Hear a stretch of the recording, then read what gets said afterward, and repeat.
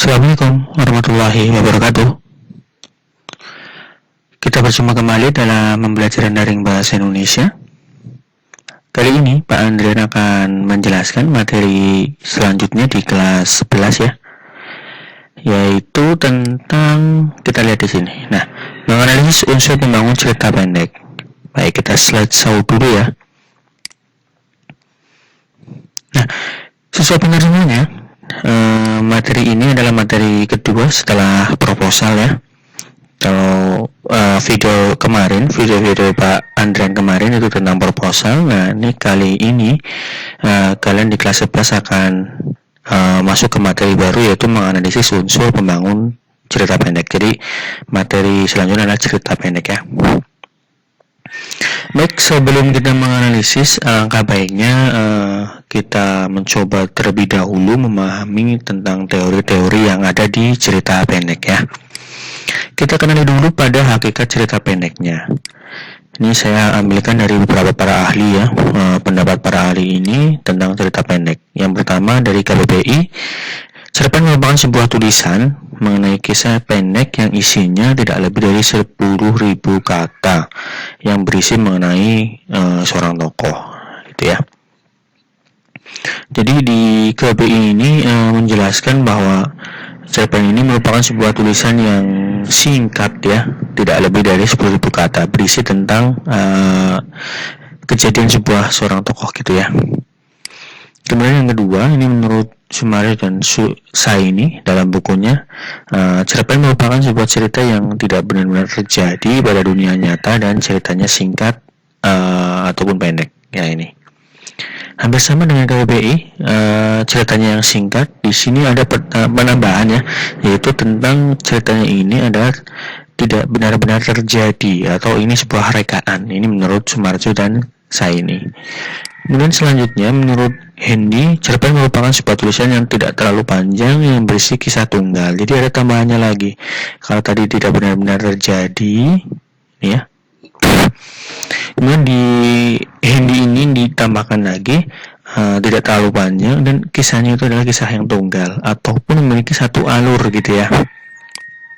Nah, C.S. Badudu menjelaskan bahwa cerpen adalah sebuah karangan cerita yang hanya berfokus pada satu kejadian, hampir sama dengan Hendy ya. Jadi kisahnya tunggal, kalau menurut Badudu ini satu kejadian saja, sama. Kemudian menurut Habib Jasim, cerpen ini adalah suatu bentuk sebuah karangan yang cukup lengkap, terdiri dari 3 bagian, yaitu perkenalan, pertikaian, dan penyelesaian. Jadi kalau menurut Habib Jasim ini menjelaskan bahwa cerpen itu lengkap ya, ada perkenalan terlebih dahulu. Mungkin perkenalan di sini adalah maksudnya mengenal sebuah tokoh, kemudian adanya sebuah pertikaian atau konflik di dalamnya, tetap ada konflik ya, kemudian ada penyelesaiannya. Ini menurut Habib Jasim. Jadi kalau kita simpulkan, cerpen merupakan sebuah cerita fiksi yang ditulis tidak lebih dari 10.000 kata, kemudian memiliki kisah tunggal dan berfokus pada suatu kejadian. Jadi maksudnya cerpen ini adalah kisahnya itu fiksi ya. Maksudnya boleh itu cerpen itu diangkat dari kehidupan nyata, tetapi biasanya tetap ditulis atau ketika ditulis itu pasti ada rekaan dari si penulisnya itu, sehingga ceritanya itu termasuk cerita yang fiksi. Begitu ya. Ini merupakan hakikat dari cerita pendek. Kita lanjut. Nah, sekarang kita kenali ciri-cirinya ya. Kalau tadi kita sudah mengetahui hakikatnya, kita kenali ciri-cirinya. Nah, terdiri dari 10.000 kata. Kemudian selesai dibaca dengan sekali duduk ya, atau maksudnya ini ceritanya singkat seperti itu. Kemudian bersifat fiktif atau fiksi tadi, rekaan ya. Walaupun ini merupakan kisah yang nyata, tetapi ditulis dengan ada sedikit bumbu-bumbu karangan di sana sehingga termasuk ke dalam fiksi.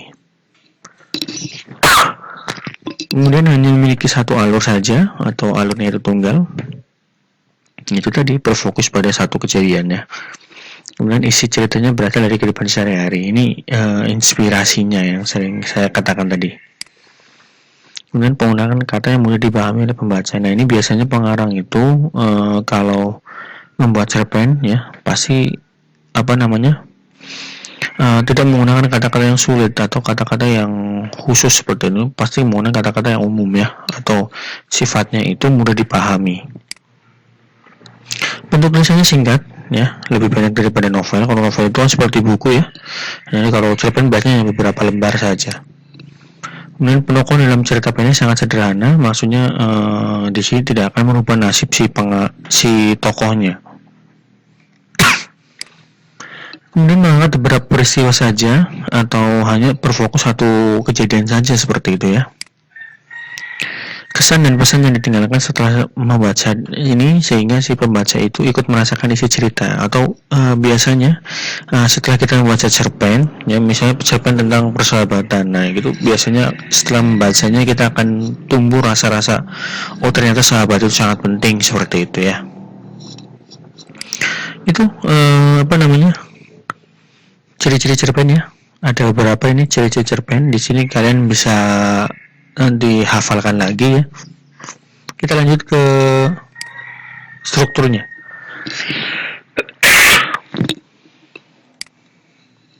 Nah, cerpen ini sebenarnya hampir sama dengan anekdot ya. Ada 6 elemen yang membangun struktur yang membangun dalam cerita pendek itu. Ya, yang pertama adanya abstraksi ya. Gambaran awal cerita tentang yang diceritakan.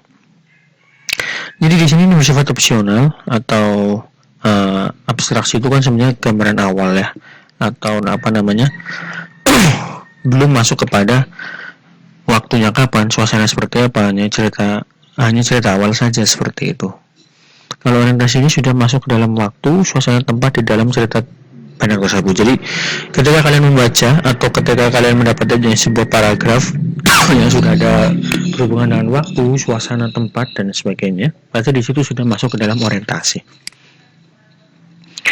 Nah, kemudian di sini ada urutan kejadian yang dihubungkan dengan sebab dan akibat. Nah, karakter dan watak tokoh biasanya terlihat di struktur ini.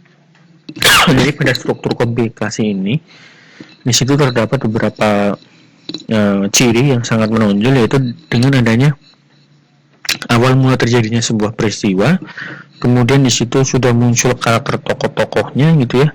Jadi sudah jelas di situ ada beberapa tokoh yang masuk di dalam peristiwa tersebut.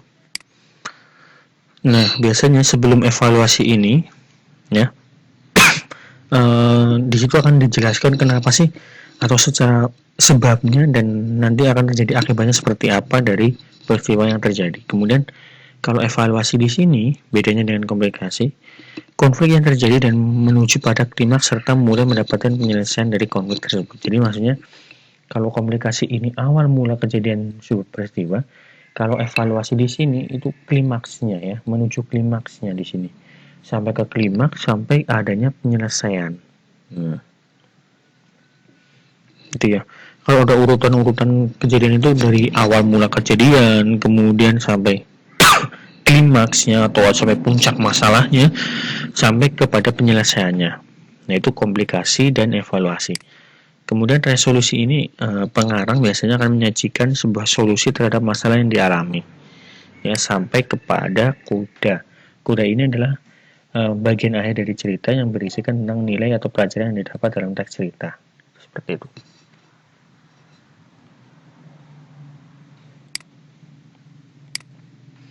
Kita masuk ke unsur intrinsik. Oh ya, sebelum kita masuk di sini, kalau ada pertanyaan seperti biasa silahkan tulis di kolom komentar. Nanti Pak Andra akan langsung memberikan penjelasannya ya. Baik, unsur intrinsik cerpen seperti biasa ya. Saya kira sudah paham semua. Ada tema. Tema ini merupakan inti pokok yang ingin diceritakan pada sebuah cerita. Kemudian ada setting. Setting itu ada waktu, tempat, dan juga suasana. Alur di sini ada atau jalannya peristiwa ya, jalannya sebuah cerita ini memiliki jenisnya, yaitu ada alur maju, mana ini alur maju, alur mundur dan campuran. Kalau alur maju berarti dari awal sampai akhir ya, kronologis jelas. Kalau alur mundur itu biasanya kita mengenang masa lalu seperti itu. Kalau alur campuran berarti gabungan antara maju dan mundur. Mana tokoh? Biasanya tokohnya itu ada beberapa ya, ada 3 lagi ya, ada tokoh baik, tokoh jahat, dan juga tokoh netral. Tokoh baik ini kata lainnya adalah tokoh protagonis, kalau jahat itu antagonis, kalau netral itu adalah detractonis ya. Kemudian ada sudut pandang, ini merupakan cara pengarang itu masuk ke dalam cerita itu sebagai apa ya, atau hanya sebagai pengamat, atau sebagai pelaku utamanya gitu ya, atau sebagai pelaku sampingan, maksudnya dia menceritakan orang lain seperti itu. Nah, itu unsur intrinsik di dalam cerpen ya. Kita lihat ke unsur ekstrinsiknya ya. Kalau tadi ada unsur intrinsik berarti unsur yang membangun dari dalam, kalau sekarang ada unsur yang membangun dari luar karya sastra atau cerpen. Yang pertama ada latar belakang dari pengarang. Biasanya ini sangat pengaruh sekali ya. Kalau di dalam sebuah cerpen ini sangat berpengaruh sekali ketika latar belakang pengarang. Biasanya pengarang akan membawakan cerita berdasarkan pengalaman pribadinya. Jadi yang namanya pengarang itu tidak akan mencari sesuatu yang jauh dari kehidupan pribadinya, tetapi justru mengangkat pengalaman-pengalaman pribadinya. Itu yang sering kali terjadi. Nah, kemudian ada latar belakang dari masyarakat. Kondisi masyarakat itu sangat berpengaruh kepada isinya. Kalau misalnya ya, di tempat saya itu ada banyak sekali kejadian-kejadian di masyarakat. Nah, itu sangat berpengaruh pada tulisan-tulisan saya. Contohnya kalau zaman dahulu adanya mungkin reformasi gitu ya. Nah, itu pasti mungkin pengarang juga tidak akan terlepas dari kejadian-kejadian seperti itu. Nah, adanya biografi atau memaparkan biodata secara menyeluruh dan lengkap. Ini jarang ya. Adanya biografi, biasanya itu di akhir cerita itu ditambah adanya biografi pengarangnya. Kemudian terdapat aliran sastra yang akan memenuhi gaya bahasa yang dituangkan dalam cerita tersebut. Kalau zaman sekarang itu saya kira sudah jarang sekali, karena sekarang tidak mementingkan adanya gaya bahasa. Yang terpenting adalah menggunakan gaya bahasa yang mudah dipahami. Kemudian amanat yang disampaikan dari pengarang itu akan sampai kepada pembacanya. Kalau kita melihat perbedaannya, kalau zaman dahulu gitu ya, kalau era-era zaman dahulu itu sangat berpengaruh sekali ya, ketika adanya menggunakan bahasa Melayu seperti itu ya, menggunakan bahasa-bahasa yang tidak sekarang umum digunakan seperti itu sangat jelas terjadi. Nah, kemudian psikologis, biasanya di sini senang atau duka dan sedih dalam sebuah cerita dibangun oleh motivasi penulis. Jadi psikologis pengarang ini sangat berpengaruh juga ketika menulis cerpen-cerpennya seperti itu ya. Kalau sedang suka biasanya akan menulis tentang kegiatan-kegiatan yang gembira seperti itu ya. Kalau duka biasanya tulisan-tulisannya itu tidak akan terlepas dari cerita-cerita yang sedih seperti itu. Seperti itu, ini adalah unsur ekstrinsik dari cerpen. Untuk lebih dalamnya lagi kita akan ketemu lagi di video-video selanjutnya ya. Terima kasih sudah menyaksikan video dari Pak Andrian. Seperti biasa, kalau kalian suka dengan video ini, silakan like dan juga subscribe channel saya. Terima kasih, semangat belajar, tetap jaga kesehatan. Saya akhiri, Assalamualaikum warahmatullahi wabarakatuh.